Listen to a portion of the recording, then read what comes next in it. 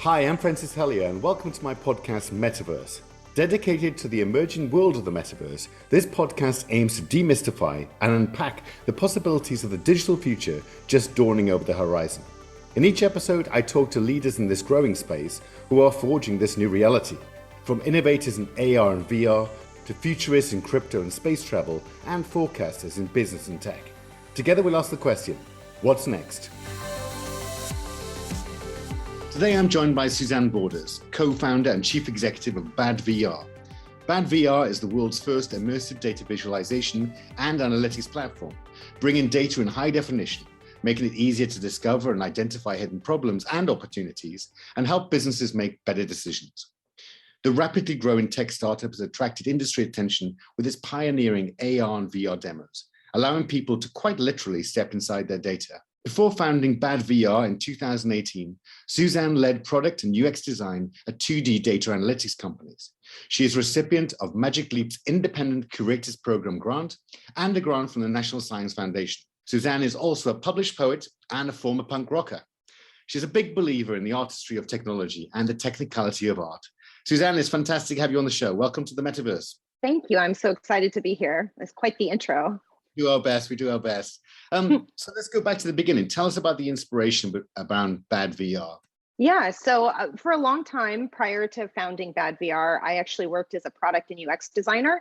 And as you mentioned, at 2D data visualization and analytics companies, specifically companies that worked with geospatial data and also companies that had non-technical end users, which is a little bit unique because most people that work at data analytics companies end up working on products that are geared towards data analysts or data scientists, and that has never really been the case in my life. So throughout the process of working at one company was called Cruxy, the other company is called Remine. I also worked at a data analytics company called OSERV that did survey data, live survey data that was also geospatially tied in and anchored. Throughout that entire process, I was always working with really large data sets and having to really find a way to translate those visually and experientially to non-technical people. So of course, when you're working with geospatial data, it makes total sense to look at it in a geospatial format. And of course, like inspired by the idea of like the holodeck, inspired by, ideas like Minority Report for movies, I came up with the idea of, well, instead of just trying to condense all of this data down into these sort of 2D slices on small, phone screens or laptop screens, why don't we, instead of, condensing everything down, why don't we sort of expand it out and use AR and VR technology to look at this data? I really do think it would make the data more accessible to non-technical end users. And I also think that we could look at a much larger amount of data. That was sort of the germ of the idea. Now, when I had that idea, the concept of what VR was, there were every headset was tethered to a computer. It was like the very first Oculus dev kit. So I knew, like from just a hardware perspective, it wasn't the right market timing, but the idea was there. And I always sort of kept it in my back pocket and continued onwards with it until I saw the hardware really get to a point where it became as usable as the interfaces that I wanted to design and build for these types of data sets. And then once that really happened, that's when I quit my job and founded BadVR. But that was sort of the original concept, just really working with complex, large geospatial data sets and really thinking it just makes sense to look at this multidimensionally because the data itself is multidimensional. It seems like really obvious when you say it that way, but when I had the idea of it, it really wasn't something that I could find other people doing. There were other sort of immersive data visualization concepts, but they were all 3D charts and graphs or 3, 4 dimension, 5 dimension scatter plots. Nobody was really looking at geospatial data specifically, or at least not that I could find. So. That's amazing stuff, and I think that the holodeck reference definitely make people understand the kind of thing that we're looking at here. Can you describe perhaps in a little bit more detail when someone uses this technology? What do they see? What do they feel? What is all around them? Yeah, so the way that we really try to design things is start from a sort of a clean slate, as it were. This concept of shojin, which is really throwing away all the preconceived notions of what data is on two-dimensional screens, and really starting afresh and anew from the ground up when designing for multidimensional data products. Because while 2D charts and graphs work really great and they're really optimized for small 2D screens, they just don't translate and really utilize the value that immersive technology can add to looking at data. So basically, what you're looking at, we have a sort of a backend platform that does a lot of the processing. There's a lot of IP in that. That's not what you see though. When you put on a headset, for instance, we have a product called C-Signal that you put on the headset, allows you to see your entire Wi-Fi, cellular, and Bluetooth network in real time, overlaid in your real environment. So you're actually looking at the entire network all at one time. You're looking at real data. It's updating as as real-time information is gathered and collected in the headset. It's visualized to you. And what you're really seeing are these what we call signal sticks, sort of placed throughout your environment. And the color of the signal stick represents the strength of, say, for instance, your Wi-Fi network. So if it's green, then you have a strong signal in that area.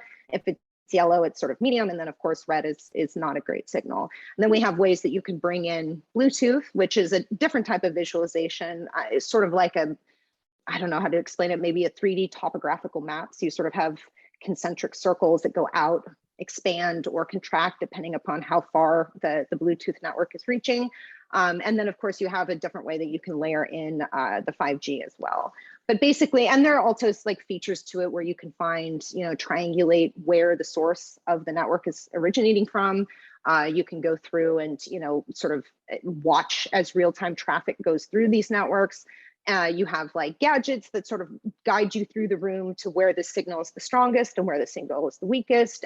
All of these different features for different use cases, whether that's, depending upon what it is you want to do. So that's one example. That's using augmented reality because the holograms are over your real environment. And then we also have VR experiences that are a little bit different than that. Usually for VR experiences, you're looking at either data that isn't real time in your real environment, or you're looking at data that doesn't have a geospatial tie-in to it. So you can look at, historical data sets, time series data sets. And in that sort of environment, we have what's called the data stadium. So you're able to sort of sit inside of a huge virtual stadium and see millions of individual data points organized, in rows and sections, much like it would be in an amphitheater if you were physically located inside of an amphitheater.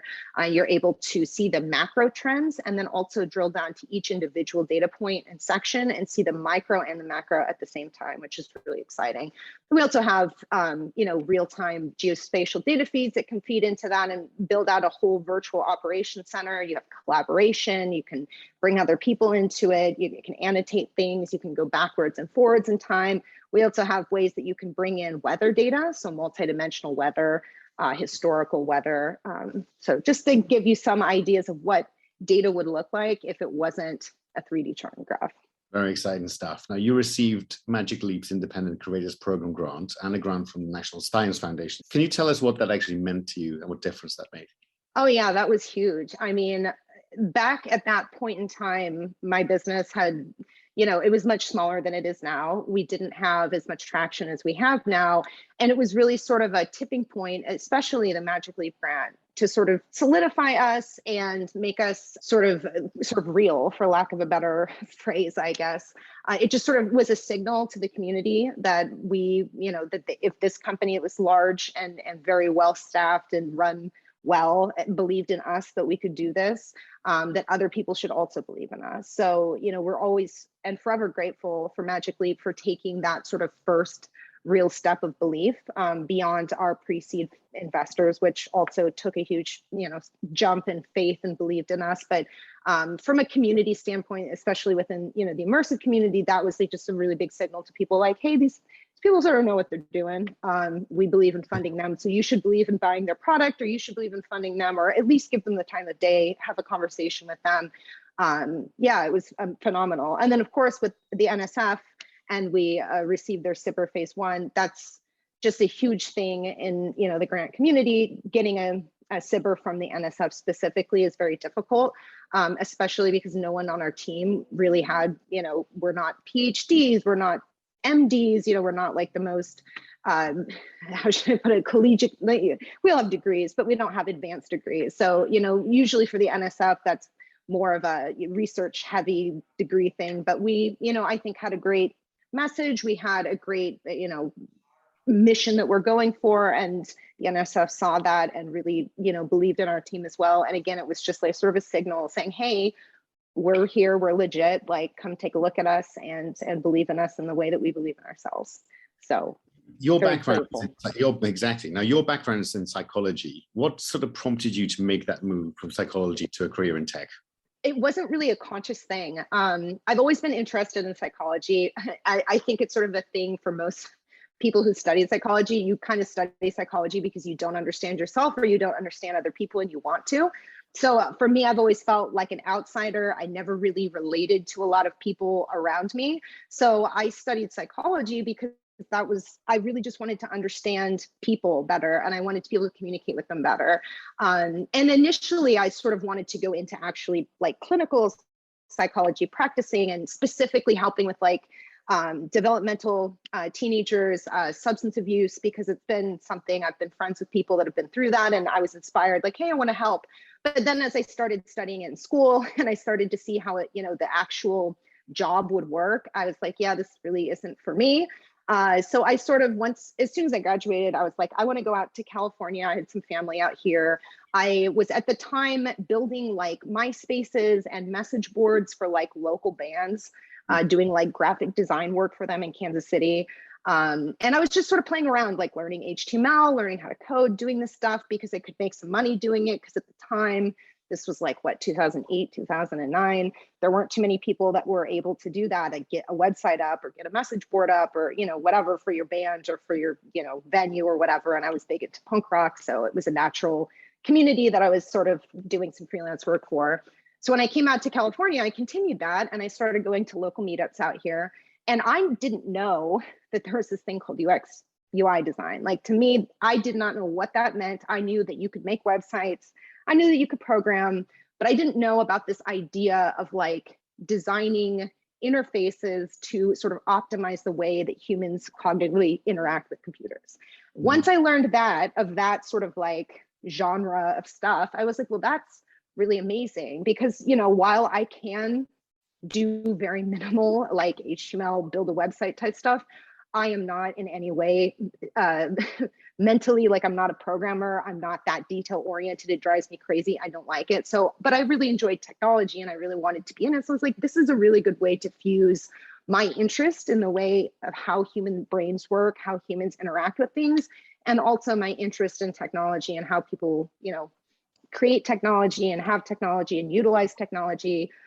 So yeah, then I started just, getting into that, going to meetups and, just started doing freelance design, UX, UI design, and ended up getting a job in the field and, found a couple mentors and took it from there. But, if you would have asked me when I was in school studying psychology, if this is where I wanted to go, I would not have even known what you were talking about because we didn't have that back then and no one really talked about it. It was just either you're a programmer and you're doing like engineering stuff or you're, in the psychology medical track and there's no real there's no HCI like they have today. They didn't have that back then where I was.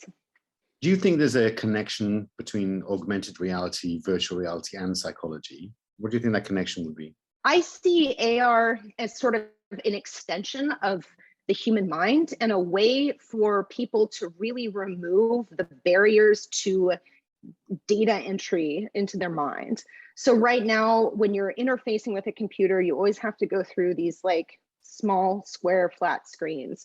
And because of that, there's always a bottleneck, right? Because everything has to be condensed down. And your brain also is set up to work in a three-dimensional world. It has to, sort of rethink. You have to spend tons of time processing two-dimensional information to get it into your three-dimensional mind.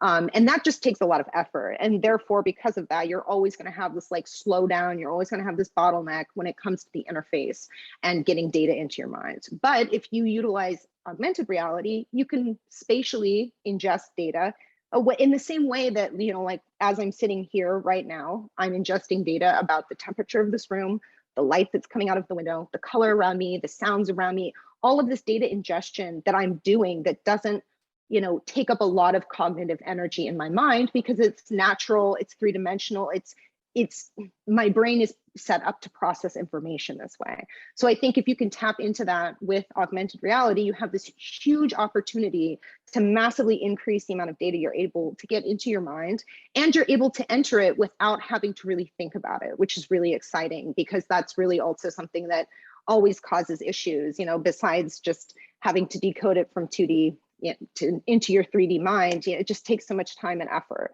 But if you can just present it in this way, everything becomes much easier, much more, smooth, easy for people to understand. And of course, because of that, you can increase the amount of data that you're able to get into. And I'm a huge fan of utilizing the subconscious mind as sort of this huge reservoir or database. I think that you can put a lot of information in there and it can do a lot of really cool, fun things, really useful things and people don't really utilize that as much as they should or they could. And I think augmented reality offers a new way to really utilize that power. Now, Suzanne, you're quite a creative person and you describe yourself in your own words as a big believer in the artistry of technology. Can you tell us a bit more about that? Yeah, I mean, I think that there's this idea that people in technology are all like super engineer types. They're like super, I don't know, I can't remember if left brain is the creative one or whatever, but people see technology as like completely separate from art. So you have, like crazy artists on one side and you have, super duper logical engineers on the other. But I really don't think that that's true at all. I think that entrepreneurs and creators and builders are more similar to a musician or a painter or a poet than people realize. And I think they're much more similar to each other than they are to, like, say, a mid-level manager at a large company. It's really all about taking 0 to 1, being able to start with nothing and create something brand new. And that's a process that all artists go through, but also all creators, all makers, all builders go through that same process of starting with nothing and creating something. And that process of creation to me is artistry, and that's creativity. And now whether you're creating, in an engineering sense, or whether you're creating with, oil paints, or you're creating with Pro Tools or whatever it is that you're creating with, it doesn't matter, it's still creation. So that's what I mean.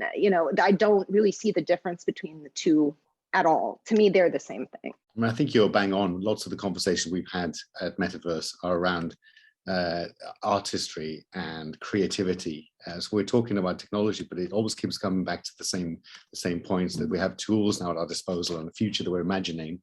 There's very creative. Do you think that the artistry of technology, as you describe, is prevalent in augmented reality, virtual reality, and the metaverse? And why do you think that is? Yeah, I mean, I think it is, definitely. I think that it could be utilized more in specific areas. And I'll tell you what I mean by that. I think from an overall perspective, you really do have to be an artist, a free thinker, a creative, to see opportunities for AR and VR technology to be used in a business setting. I think, and even also in a gaming setting, thinking up new ways to utilize this technology obviously involves creativity. And I see a lot of that. There are like so many different workflows. I'm like, oh, wow, I would have never thought to add AR, VR technology there, but somebody has, and they've done it in such a way that it's very valuable. So that's definitely, I think, across, broadly speaking, there's a lot of creativity there. However, a lot of the times when I'm looking at AR products, I see a lot of like 2D panels, like let's place a panel here, or let's place a panel there, just from a UX, UI design perspective. And I would love to see the industry get away from stuff like that, because it's very focused and centered in a 2D pedigree, the concept of a flat screen. And now don't get me wrong, sometimes that is the right UI element to use, in much the same way that, if you're driving on a highway, there's going to be a flat billboard sometimes. It is an inevitability. However, I would love to see from the UX designers in the AR and VR community, I'd love to see a little bit more, creativity and innovation when it comes to what are the new sort of UX, UI design standards for this new type of technology, sort of instead of shoehorning in the standard pop-ups, modals, panels. I would love to see something a little bit more creative. I know it's not easy. Trust me, I go through it every day. But like an example of this would be in my own product, C-Signal. We were talking about recently, redoing the onboarding, and we had sort of like some flat panels and go through and, one panel, two panel. And for me, I was like, this is just not doing it for me. I really want to try to do this better and really find ways to utilize the spatial element of this experience. So we ended up, instead of using panels, using audio, and then showing the three-dimensional object in front of the person while using audio to explain to them what they're seeing. So just like trying to throw out what we know and try something new that might be better. So I think yes and no at the same time, to answer your question. Your creative hero is Alejandro Jodorowsky. Who is your technology hero? Oh, that's a great question. I have a love-hate relationship with Elon Musk. I think he's fantastic. I love a lot of the ways that he has done business. I think that what he's doing is very admirable. I love his sense of humor. I think he's a really funny, cool guy. But at the same time, there have been, like some things he's done that I don't agree with. Some of the comments that he's made about like the guy in the Thai caves, or, stock manipulation, all of that. Like, I'm not in 100%, but I guess nobody's ever 100%. I'm not all in on 100% on Alejandro Jodorowsky either. There are criticisms that I have of him too. But I think from a tech perspective, I'm a big fan of Elon Musk. I think he has the right attitude. I think he's got a good sense of humor. I think what he's doing is great for the planet, and I'm a fan. And what are your predictions for augmented reality and virtual reality for the next sort of 10 to 15 years? Yeah, I think people sort of jumped into AR and VR thinking that, it was going to go to the consumer market first, sort of like smartphones, to say, hey, this product, we're just going to start selling games and apps to consumers. And I don't think that AR and VR technology was ready for that. The difference being between a phone and an AR and VR headset, a phone has an inherent use, right? You can always make a phone call. So people were going to buy it because they understood, consumers were going to buy it. They understood that there was an automatic built-in use case, making phone calls, sending text messages. But I think when you start talking about AR and VR technology, consumers specifically, don't necessarily understand what exactly, okay, it's cool, but like, really, why do I need it? Like, it's cool to play games on it, but I don't understand, like, what am I doing with this that I can't do with the technology that I have right now? So I think that AR and VR technology really needs to understand what that value add use case is to consumers before entering that market. So my point is, I think that we're a couple years away from the consumer market with AR and VR. I think it's really right now just a heavy industry. Enterprise are really like primary areas for AR and VR, with some small, or not small, but some gaming aspects thrown in there as well. But if you start talking about, productivity, consumer productivity, people using AR and VR every day, you start talking about the metaverse, with people in there for 10 hours a day, where they're living their lives in there. I still think that's a ways down the road. But my business is more focused on the enterprise side of things. So maybe, of course, I'd say that and feel that way. I think that's really where we're at today with it. So what does the future hold for you, Suzanne, and BadVR? Well, I hope wonderful, great things. I'm really focused on building up my business and having a product that really defines the way that humans and computers and people interact with data moving forward into the future. So we really just want to be, the supreme data interface for the metaverse, and the way that people choose to interact with spatial data now and moving forward into the future. So instead of, I don't know, 5 years from now, people using Excel, I would love for people to just jump into BadVR and do whatever it is that they're doing in there. It's really just trying to build the brand new next generation interface for data and bring that to the masses, and just really make data, because data is one of those like most valuable asset we have in the world. And most people are not data literate. Most people can't use a Tableau, or if they can, it's really hard for them to get insights from it. So I think it is supremely important when we're talking about the future to really be able to allow everybody to have equal access and opportunity to the world's data sets. And we would love to be the platform and the product by which people do that. Amazing stuff. You've been listening to Metaverse with me, Francis Hellier. Thank you so much to my guest, Suzanne Borders, for a great conversation. Tweet us at MetaversePod with any suggestions or feedback. And if you enjoyed the podcast, please do share a link on social media. You can sign up to receive an email when every new episode drops at our website, metaverse.fm.